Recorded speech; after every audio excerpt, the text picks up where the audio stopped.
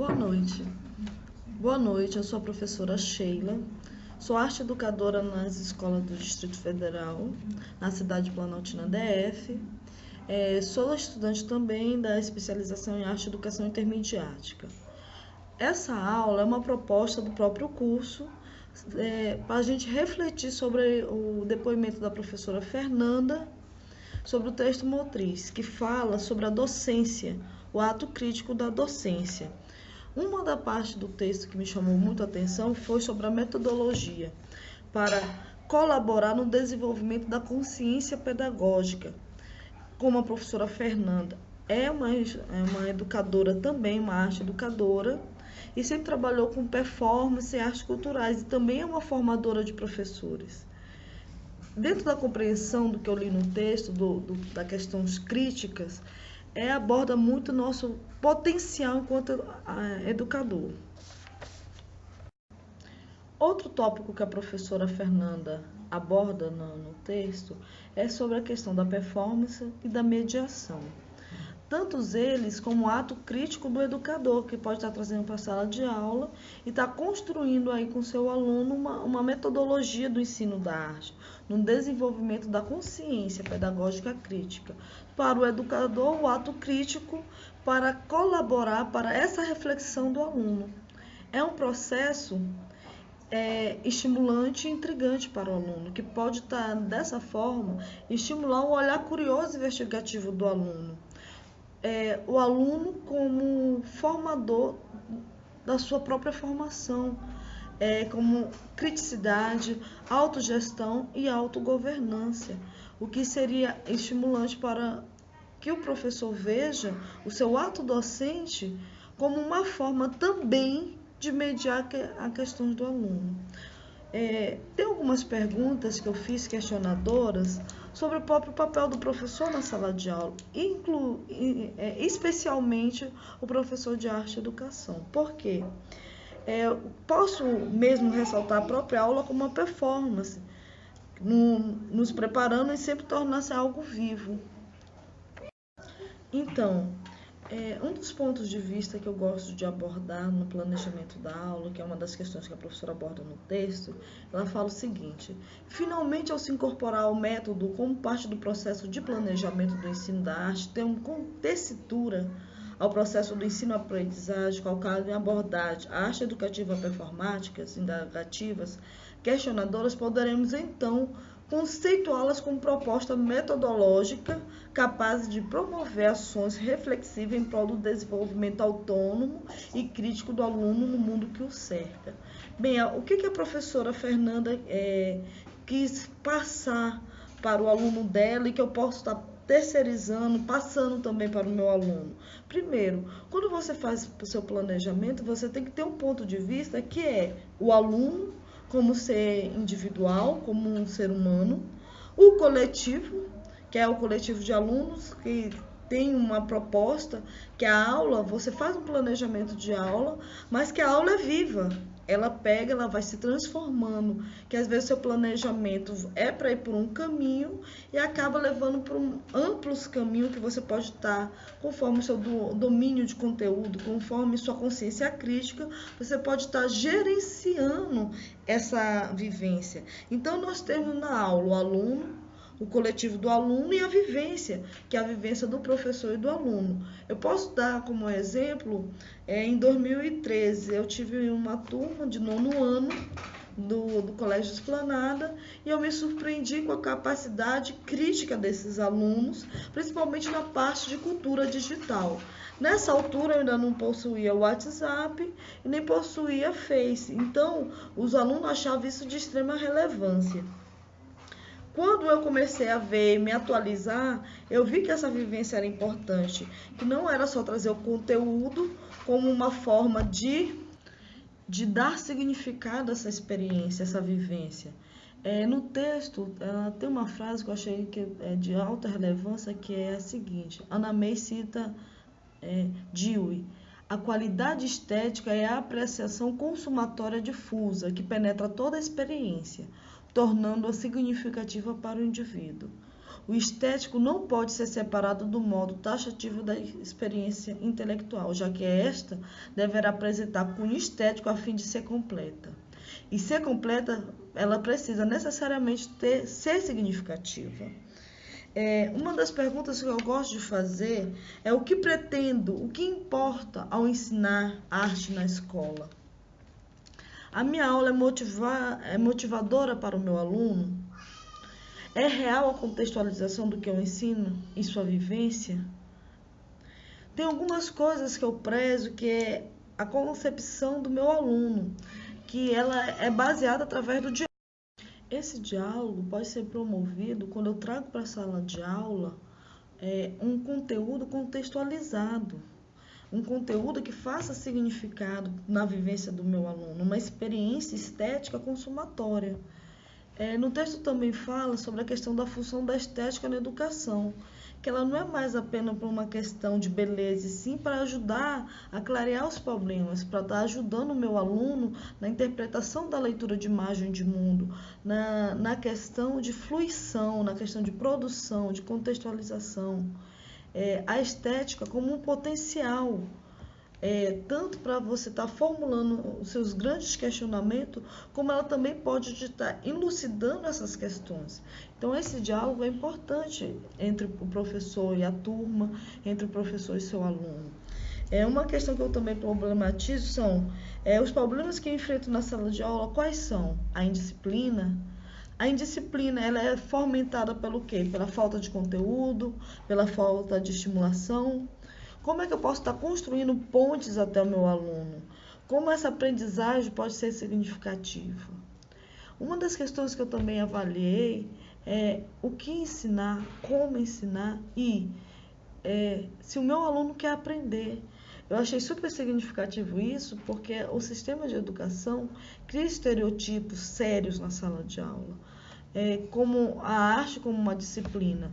No fundo, teve um professor meu, que é o professor Graça Aranha, que eu sempre me lembro muito bem dele, que ele fala que a arte é uma matéria tão interdisciplinar que ela consegue perpassar por todos os campos das ciências, as linguagens e os códigos de linguagem, pela sua própria fruição. E no texto a professora Fernanda fala que a experiência estética ela pode estar acompanhando todas as disciplinas, como ciência, filosofia, entre outras, sociologia, que a experiência estética ela vai dar significado à vivência do aluno. Aqui tem uma parte do texto que eu grifei sobre o que a Ana May falou, que é a função da estética na arte é ajudar a clarificar os problemas, a entender nossa experiência da arte, a discriminar entre as opções, a tomar decisões, a emitir juízo de valor. Então, dessa forma, eu consigo estar trabalhando no meu aluno um pensamento refletivo, crítico. Não apenas não fazer seus porquês, não perguntar suas causas, e sim estar formando um sujeito crítico, um cidadão com consciência social que pode abordar qualquer tipo de assunto, porque ele teve uma aula de arte contextualizada, que aborda tanto a apreciação como a fruição. Aí entra novamente na questão da Ana May, que é a proposta triangular, que é a apreciação, contextualização e a fruição em arte, que vem da apreciação.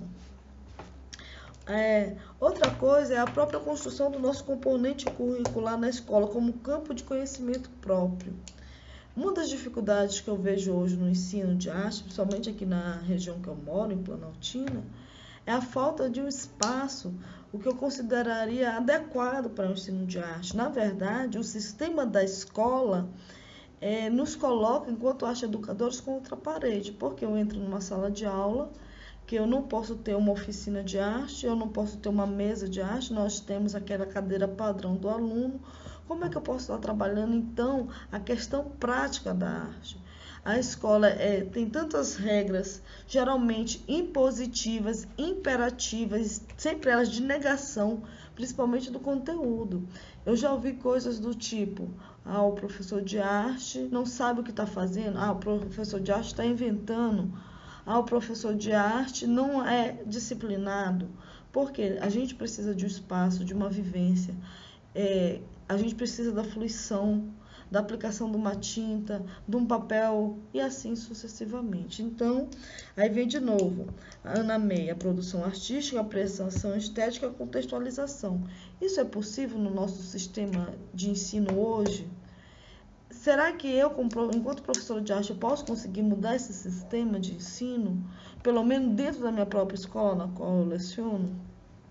Isso tudo são questões que devem ser abordadas com clareza.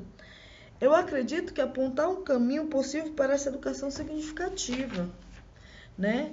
Que interessa ao aluno no desenvolvimento dessa consciência crítica do ato docente, tanto como reflexo para o professor, enquanto arte educador, como para seu aluno, que pode estar ganhando significativamente nessas questões plurissensoriais, que é de extrema relevância.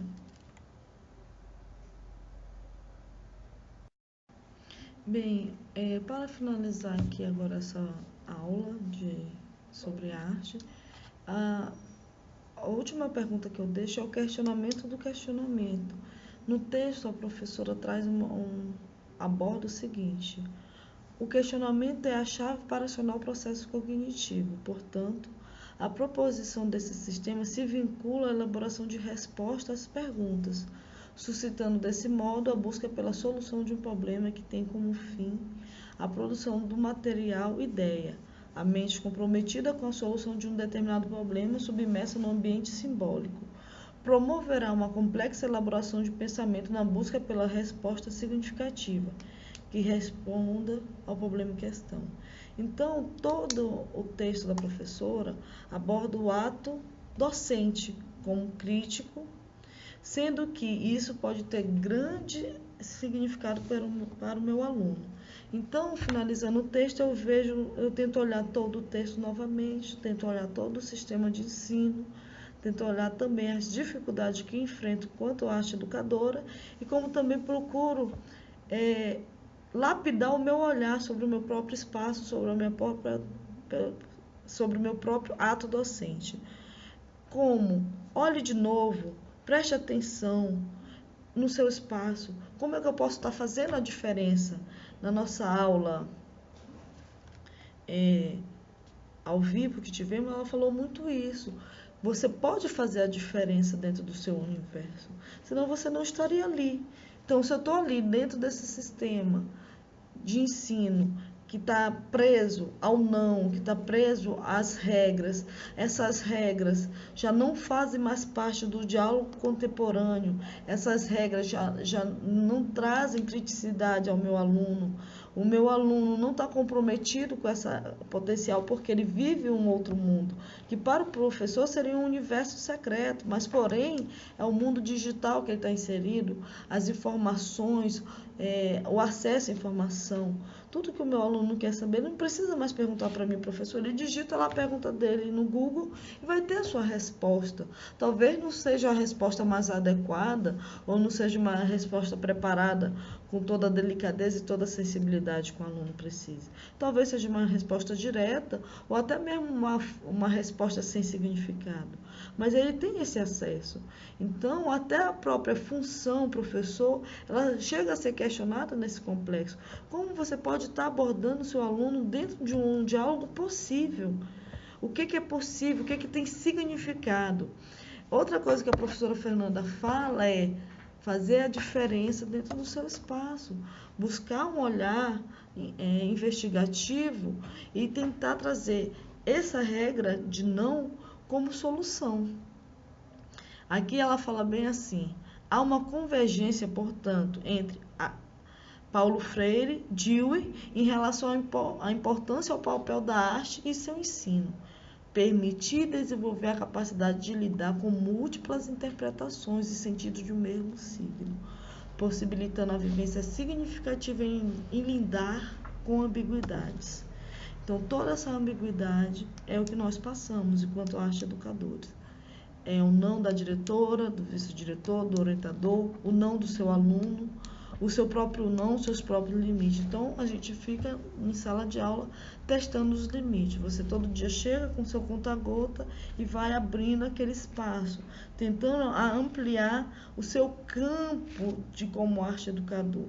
Então, se você começa a se ver como um papel importante, você vê também que aquela vivência não é apenas para o aluno, é uma vivência também significativa para o professor. É como se fosse uma rede de troca.